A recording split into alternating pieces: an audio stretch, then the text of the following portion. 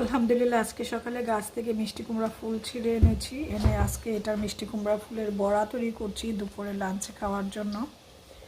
এটাতে কি কি দিয়েছি কোনো এক সময় আমি রেসিপি শেয়ার করব, তো এখন বলে দিচ্ছি। 2টা ডিম, ডাল এবং চাউল বাটা, আতপ চাউল বাটা, তারপর কাঁচামরিচ, ধনিয়া পাতা, পেঁয়াজ আর হচ্ছে আদা রসুনের পেস্ট। এরকম করে ডিমগুলো এটার মধ্যে দিয়ে আমি চুবিয়ে চুবিয়ে, এই যে কাঁচা ডিম আছে, ফুল এখানে আছে, এরকম করে চুবিয়ে চুবিয়ে নিয়ে আমি ডিরেক্ট এটাকে এই যে এরকম করে তেলের মধ্যে ভেজে নিচ্ছি। এটা খেতে খুবই টেস্টি। এটার সঙ্গে যদি ভাজা মরিচ হয় আর কিছুই লাগে না।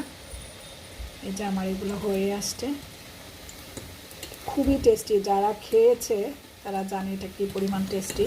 আমরা এটা প্রত্যেক সামানে আমার বাগান থেকে উঠিয়ে খাই, আর এটা খায় আর আমার ছেলের কথা মনে পড়ে, আজকের খুবই পছন্দের।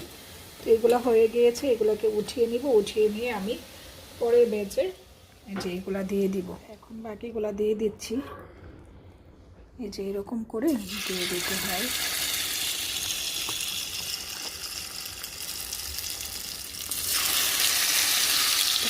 খেতে খুবই টেস্টি হয়, যারা খেয়েছেন তারা জানেন।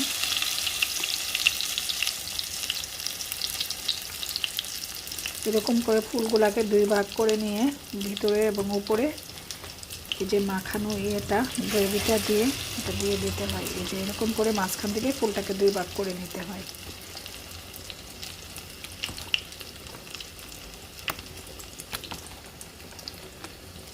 তারপরে এটার সঙ্গে আমি শুকনো মরিচ ভেজে নেব।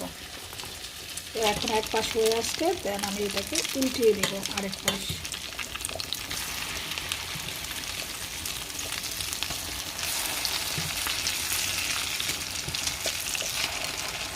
এই তো আরেক পাশ উল্টিয়ে দিয়েছি এখন।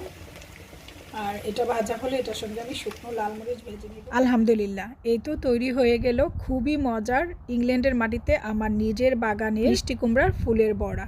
এটা যে কি টেস্টি আর কি মুচমুচে, যারা খেয়েছেন তারা বুঝবেন এর টেস্ট।